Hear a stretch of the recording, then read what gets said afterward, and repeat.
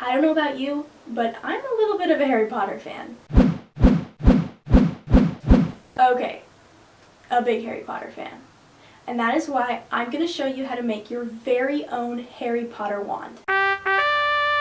Now, if you've looked into buying a wand, you know that they can be really expensive.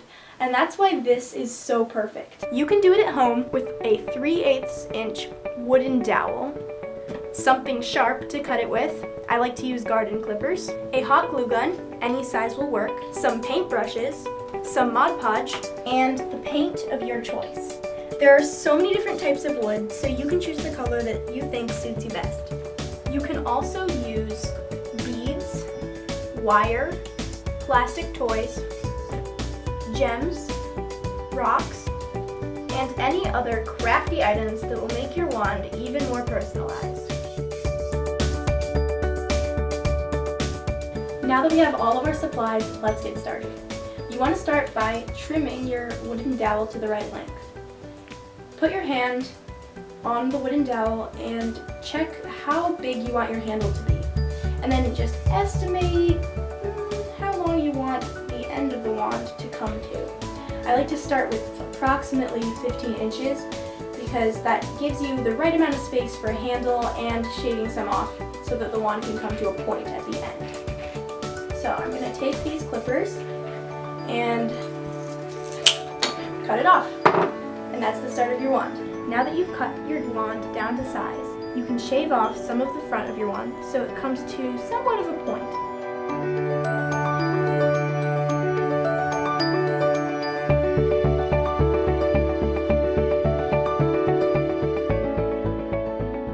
The next step is the handle.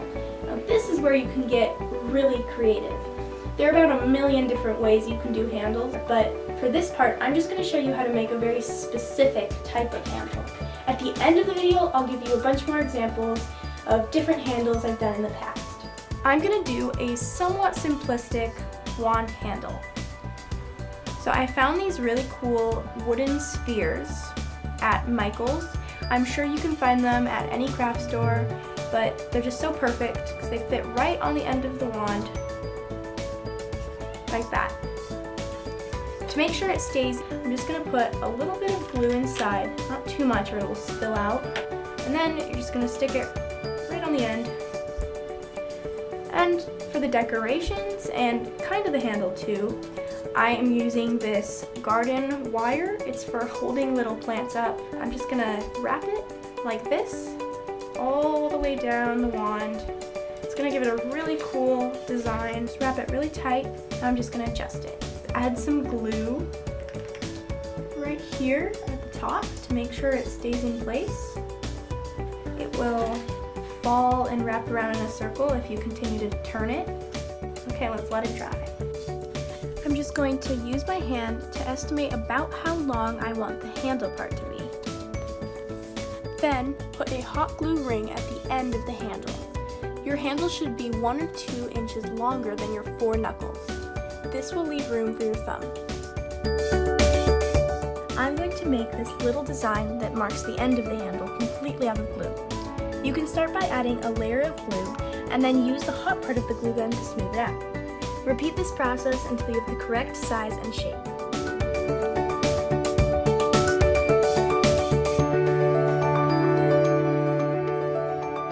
Now I'm going to add a little ring around both sides of the design to make it look a little more finished.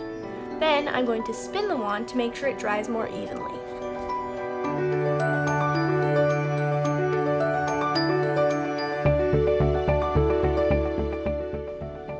So as you can see, it's pretty hard to get these hot glue gun designs to be even, so you just have to keep fiddling with it, keep adjusting it until you get it right.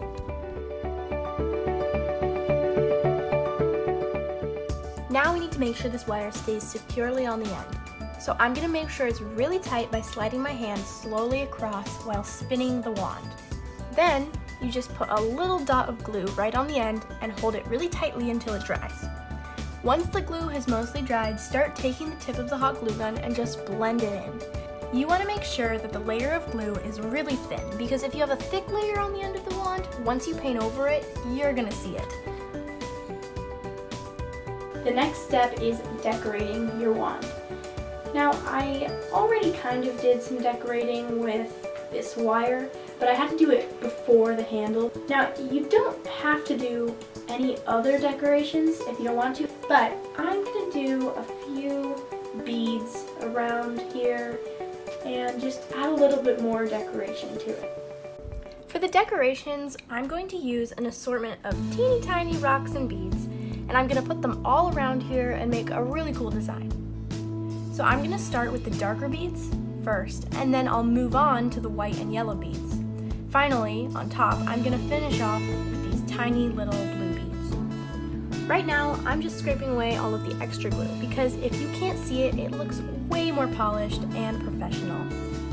Alright, so I'm pretty happy with the way this turned out so far, so now we have to let the glue dry. The next step is painting.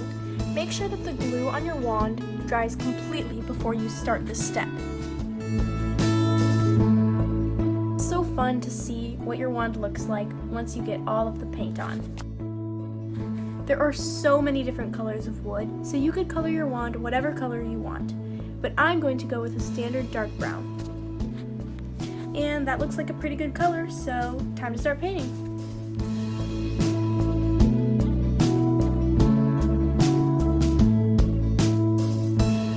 I'm going to switch to a smaller brush for this next part, because I really don't want to get any paint on these rocks.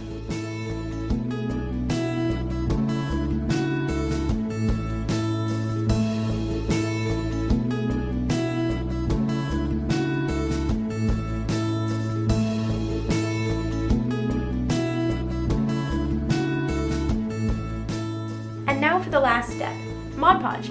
This will keep your paint protected and it will make sure that it stays on your wand and doesn't flake off. Apply it onto your wand. You want to do 2 coats, just adds a more glossy finish. And when you're doing your 2 coats, make sure it dries completely before you do the second coat, or else it'll get stringy because it's glue.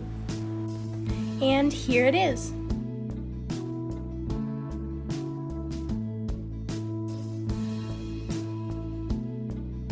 And now, here are some examples of other wands I've done in the past. Hopefully this will give you a few ideas. For this one, I used a paper to create a cone shape, and then I filled it with hot glue to make it more sturdy. This wand was extremely simple to make. I put a wooden ball on top, as I showed you earlier, and a little tiny black ring to indicate the ending of the handle. You don't have to, but I put a plastic eyeball and some beads on the top for an added spooky effect. For this one, I got a dollar store toy lion and I glued its head onto the end of the wand. To fade the lion's head onto the wand, I did a dripping pattern on the handle, ending with a small ring.